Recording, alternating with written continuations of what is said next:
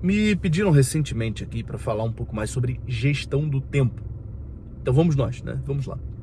Eu quero apresentar a vocês um dos principais princípios de gestão do tempo que eu conheço, que eu uso na minha vida, que é o melhor que tem. Se chama interesse, tá?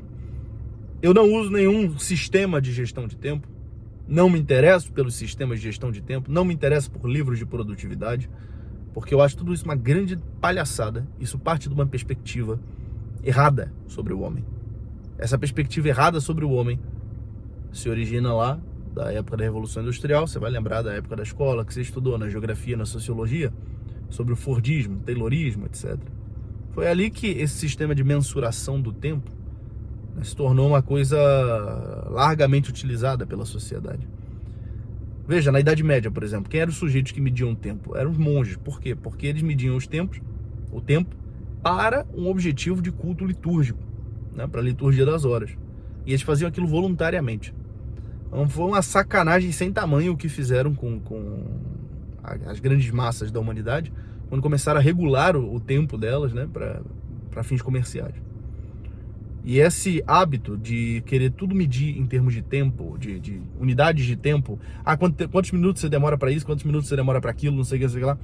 Esse hábito, ele é muito danoso para a produtividade real de alguém, por exemplo, que está estudando para um concurso, para um vestibular. Sabe por quê? Deixa eu te contar um negócio. Você não consegue prestar atenção em coisas que não te interessam, por mais que você reserve tempo para elas. Se você não está fazendo um trabalho repetitivo e extrínseco a você, como é o trabalho de um proletário numa fábrica que fica martelando coisinhas, se você está fazendo um trabalho que exige a tua atenção, que exige o teu foco, você tem que estar ali presente de alma e corpo. Não adianta só o teu corpo estar fazendo um trabalho repetitivo.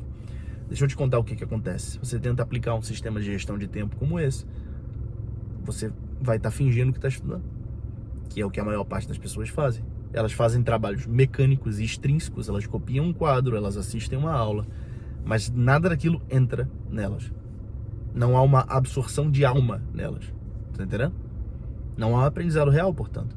O que é o aprendizado? O aprendizado, ele é o ato, eu vou defini-lo aqui de uma forma bem tosca, mas funciona dessa forma. É você apreender, você pegar as coisas lá de fora e prendê-las dentro da tua alma. Isso é aprender de verdade. Aí você não esquece mais isso. Isso é possível quando você se interessa por elas. É aquele espanto que Aristóteles falava, né? O thambos aristotélico. É só quando você se espanta com alguma coisa, a tal ponto que você deseja investigar sobre ela, né? Você fica curioso sobre ela. Aí você vai lá, começa a investigar, você descobre. Ah, Matheus, mas como é que eu vou usar isso pro meu concurso? Eu não me interesso por nada do que eu estou estudando. Então você vai ter que aprender a se interessar. É isso, tá? Você vai ter que encontrar uma forma de se interessar por esse negócio. A forma que eu encontrei foi enxergar o desafio da aprovação num concurso, o desafio da aprovação no vestibular, como um caminho de desenvolvimento humano, como um caminho de amadurecimento, aquisição de habilidades e aquisição de forças. Eu olhei para todas aquelas matérias que eu tinha que estudar e falei assim, bom, se eu aprender essas matérias de verdade, eu vou me tornar um ser humano mais forte, porque eu vou ser capaz de passar em qualquer prova que eu quiser depois. Então eu tenho duas coisas pela frente. Eu tenho que aprender a estudar, eu tenho que aprender a aprender. Eu tenho que aprender essas matérias aqui que são base para todo o resto. E deu certo. Isso me motivou, isso me deu, de fato, aquele espanto diante da realidade de que existe um monte de matéria que a sociedade considera como relevante, afinal de contas cobra essas matérias em concurso, e que eu sou inapto. Ou seja, eu estou abaixo da sociedade. Eu não quero ser um pária, eu não quero ser um sujeito que está abaixo da sociedade. Então eu vou ficar bom nesse negócio. É isso. Encontre um motivo. Encontre um motivo que mova você o suficiente para fazer com que essas matérias sejam interessantes. E coloque nas matérias a formação do hábito, né? Entenda, por exemplo, como eu fiz para matemática.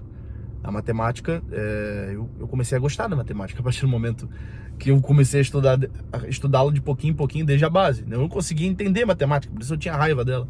Em grande medida, a gente não gosta das coisas que a gente é ruim. Quando a gente é bom em alguma coisa, a gente gosta daquilo. Normalmente o sujeito que gosta de jogar futebol, o sujeito que joga futebol bem, né? O sujeito que não gosta de jogar futebol, o sujeito que joga futebol mal. É este aqui que vos fala, né? É um caso desse. Quando alguém pergunta pra mim, você gosta de jogar futebol? Não gosto não, porque eu sou ruim, porra. Não vou ficar fazendo negócio que eu sou ruim, pô. Então, tem disso também, né? Você começa a gostar das coisas quando você vai ficando bom nelas. Há um certo prazer primordial que a gente sente de ver o nosso próprio poder, de ver a nossa própria capacidade de ação no mundo. É gostoso isso. Se você nunca experimentou isso, você não sabe o que você está perdendo. E o concurso vai ser um caminho para isso. Quando você começar a dominar aquelas matérias que antes pareciam impossíveis para você, você vai perceber que você é muito mais forte do que parece. Esse processo de aquisição de força, de aquisição de habilidades é o fundamental.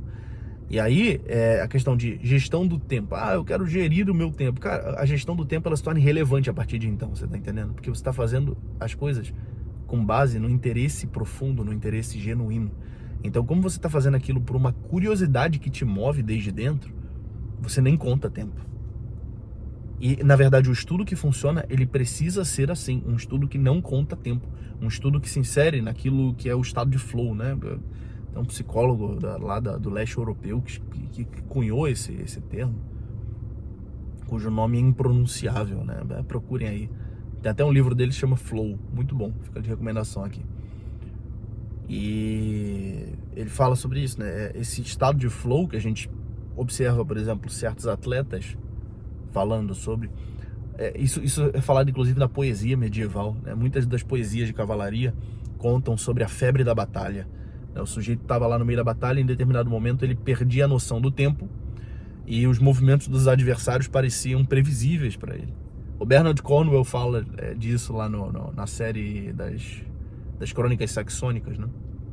Do Uhtred. É muito interessante como ele descreve esse negócio. É o estado de flow em ação. Várias representações culturais botam isso, né? Não só representações clássicas, representações modernas também. Quase toda representação de batalha mostra isso, né? Desde um Naruto da vida vai mostrar isso, até outros. Naquele momento em que o seu treino se torna tão eficaz que você perde a noção do tempo. Você e o treino são uma coisa só.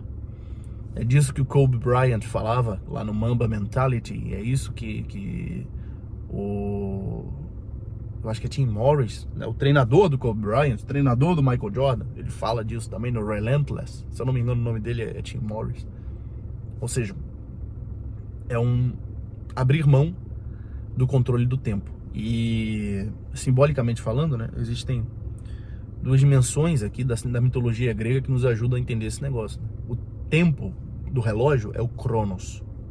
Cronos é o deus grego que destronou Urano, né? É o princípio. Urano é um princípio espiritual.